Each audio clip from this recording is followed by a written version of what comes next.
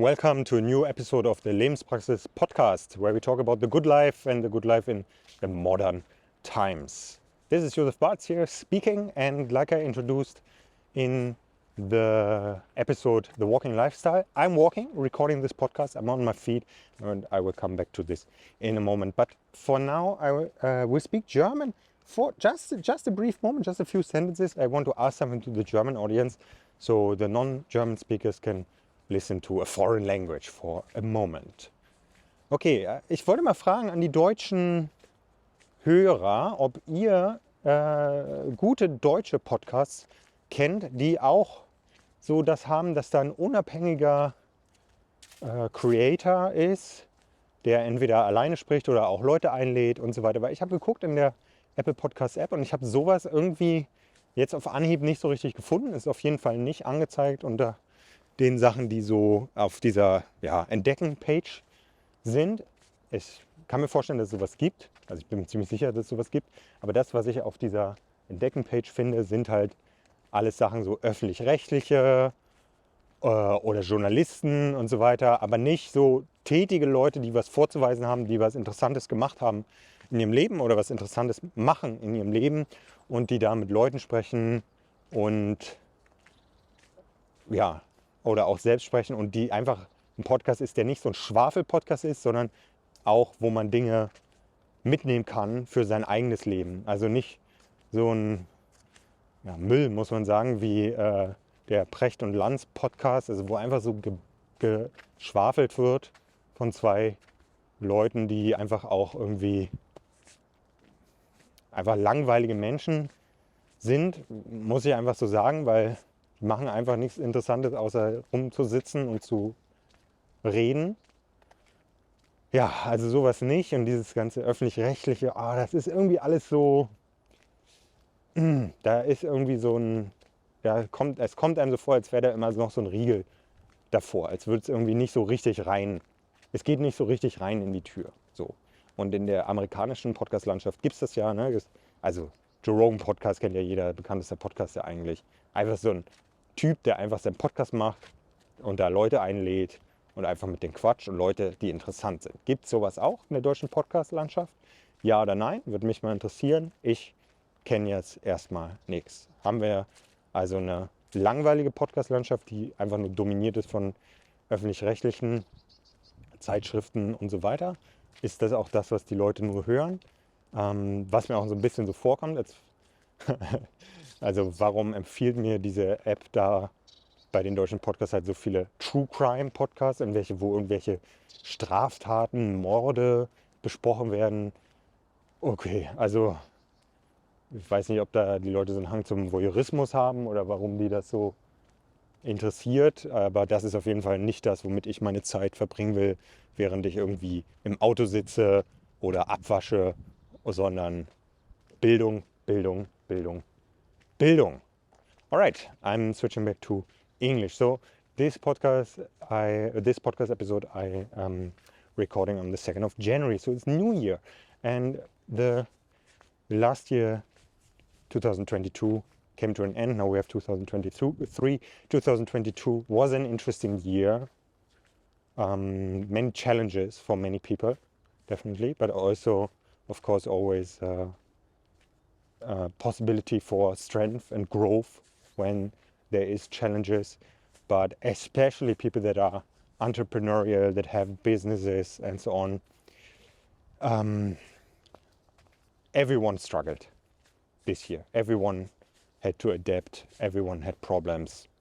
Yeah, it's the people that didn't struggle, that have smaller businesses. Yeah, I don't know about the bigger businesses, but that have smaller businesses with a few employees.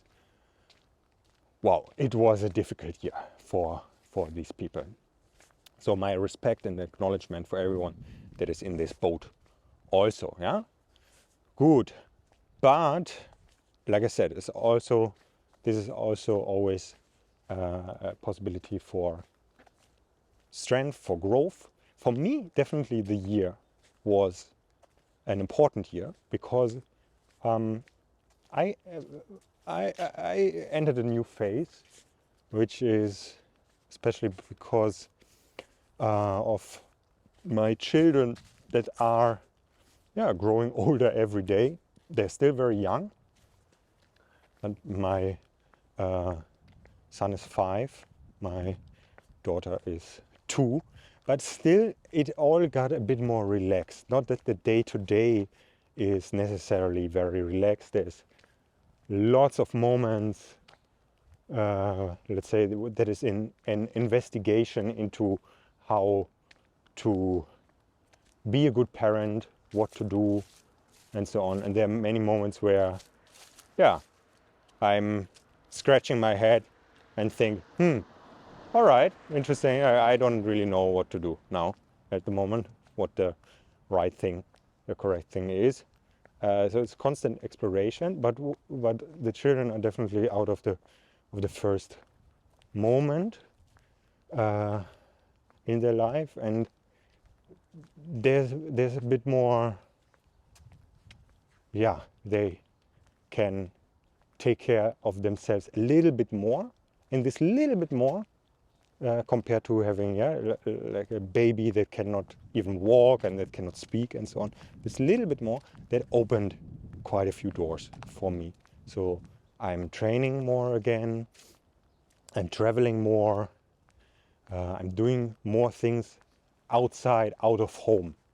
And that was very important for me, because I realized this year, and especially in the end of the year, it became very strong for me that I realized, I'm made to be outside. I'm made to be outside and to be on my feet and to do things. Like I said, I record this podcast on my feet, and that's so important for me. And it's nice to be at home and to come back home.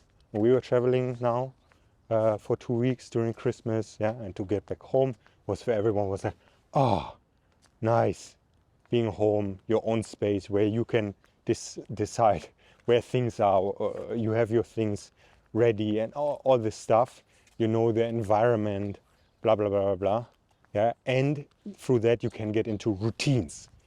That's the powerful thing about a home. You can have your positive routines, and on the other hand, that's exactly the problem as well. The routines, they're getting stuck in this, and the weakening that can happening through the routine. So to break this for me is very important, and that can happen more easily outside in the vastness of the open space than inside. But at the same time, to come back home and to have these routines, that's so powerful as well. And now it's New Year. New Year means for many people to have New Year resolutions. And on the other hand, there's a critique of the New Year resolutions, that they don't work and people don't stick to it. And if they don't work, that's your problem, because then you didn't create a realistic resolution on the one hand, but more importantly, you didn't put the systems in place. But the New Year is a possibility to create new things in your life. It's a new cycle, and life is a rhythmical things. We have the day, we have the week, we have the month, we have the year. And this is all. It makes sense that it's there. It makes sense that it's there. And what is happening at the moment is we are a bit asking ourselves, what's happening with these rhythms? No? Because now I'm walking outside, it's 12 degrees on the 2nd of January. So we all perceive this is way too hot. This is not the natural rhythm that we know from all these years. It should be cold now. But it's warm. And also the plants, it seems to confuse them. No, some plants are coming out, suddenly thinking, oh, it's springtime. I'm coming out, ready to blossom. But actually, it's highly unlikely that it will get cold again. And then the question is, okay, what are the plants doing? I think they will adapt through time, because this seems to happen now. Not necessarily that it's so warm, but actually, I remember in the last years, it was always getting warm and then cold again, and like there was always this thing of, yeah, it's too warm. Okay, this seems to be our new reality now, and I think the plants will adapt to it. And for us, it will be also possible to adapt to this new rhythm. But there are these rhythms, although it seems at the moment that the natural rhythms are changing a bit. And the other thing that happens is through our technology, we also are hurting these rhythms, no? And one of the big things that put these natural rhythms into question was the light bulb, because suddenly we can make the night to a day, and we can be productive way into the dark hours, yeah, which are quite a lot of them in the winter. So the light bulb is quite a tricky thing. On the one hand, it's nice, no, especially in the winter. Okay, it's dark from 4 o'clock already, so pretty short days, and to do something more with these days, that's beautiful.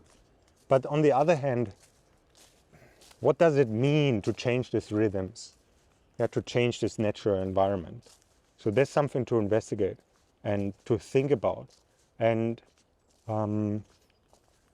many people have heard from this Huberman podcast. Many people know this Huberman podcast, and he always talks about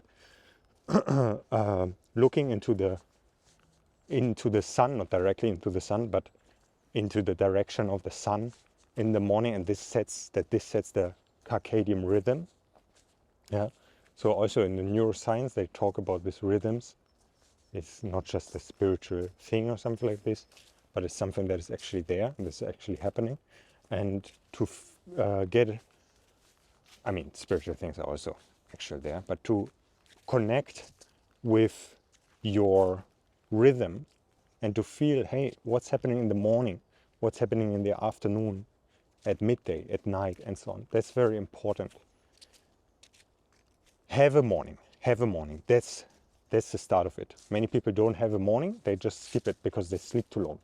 Yeah, and then they have a night that is too long, and they go to bed after 12, which has been shown for many people that this is not good. You should be in bed before 12. Most people should be in bed before 12. And I would say really rise up before 7. For me, that has been, very clear that if you get out of bed before 7, you have a much better day. So today I got out of bed at 5, and 5 minutes after 5, and boom, went outside. Shortly after, went into walking. That's good. Yeah, like this I have a full day. But if you only wake up at 8, then you drag yourself slowly. Before 10, nothing happened. You run into trouble. Because you, in a sense, you fuck everything up, you could say. Yeah. There are people, and I have said this before, I've talked about this before. There are people that are night owls, but many people think they are, and they're not, actually. Okay, but New Year resolutions. Okay, if you have a new resolution, what do? Yeah, you want to change something. And there's interesting works from various people. For example, there's the work of James Clear.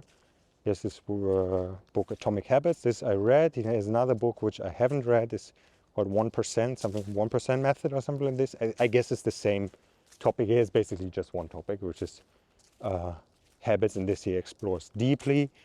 And it's worth a read. The book Atomic Habits is good. There are other books on habits as well. Whatever, it's good to look into this topic, how to build habits. Let's look at it very briefly. The first and most important thing is that you believe. That you believe you can do it, and you believe you will do it, and you believe that this is what's happening. And the mindset, this is where it stands and falls, we say in German. Yeah. When you go to the climbing wall to climb a route, your approach to the wall is already determining if you will climb the route or not. And if you are knowing a person, and if you are trained in seeing this, you can see when someone is walking to a climbing wall if he will manage to climb or not. It's the same in a fight, yeah. Whatever fight, if it's martial arts or if it's any other competition, the way you go into it, you can already see if this is a winner or if this is a loser. And it's the same with habits. Yeah, if you start a habit like, yeah, okay, I do this, but you don't really believe in it, you can also directly stop, But you have to really become the person that is doing this habit. So whatever New Year resolution it might be. For me, I think I want to start this year is to do more fasting. I will start this year, I want to say, actually. I will start this year is to do more fasting again. I've done quite a bit of intermittent fasting, starting with 15-year-old. Actually, I started with intermittent fasting. And this year I want to do more regular, longer fasts of something between 3 to 7 days. Yeah, and I will do this. So I'm looking which days do I do this. I've already put it in my calendar, and I will just make it happen. Because it's very clear for me what are the benefits. Like I know that there is a certain feeling that I really like. So I want to have the positive effects from the fasting. I want to do it. It's very clear for me that I can do it. Yeah, it's not ask. I don't ask too much of myself, and I want to be a person that can fast regularly, that is fasting regularly. I feel very connected to this idea of being someone that is fasting regularly. I will make this happen, and then after I said this, then the question is about the environment, because that's a very, very crucial factor, your environment. It's difficult to say, I'm going to surf every day if you live in Czech Republic. Only in a Shakespeare play is possible to do that. But in reality, it's not possible to surf in the ocean in Czech Republic. So your environment is crucial. If you want to work out every day, you need to be able to make that happen. So either you need the stuff that you need at home, or a gym close by, or enough time to get to the gym, and so on and so forth. You need to shape the environment, or you need to choose the environment. And usually it's both, shaping and choosing the environment in a certain way to make things happen. Okay, I want to walk. For me, it's very important. Like I said, this is one of the things that I changed, especially in the end of last year. Yeah, I started to walk much more regularly. It's something I used to do more. Now with in the last year, I didn't do it so much. When the kids were young, I did it a lot because I was just walking around with them, carrying them in a cloth, a carrying cloth. And then I realized, oh, now for the last year I didn't walk so much. I want to change this. I changed it, and now I make it happen through going out early in the morning to walk, or making sure that, for example, at 12 o'clock I say, all right, I go out. I always have my break of the day there where I walk for some time. Yeah, and also what I already talked about is I do phone calls, blah, blah, blah, blah. So for me, I did a trigger. If I have a phone call, I will not sit around somewhere. I will walk. It's a trigger, it's connected, so it's happening.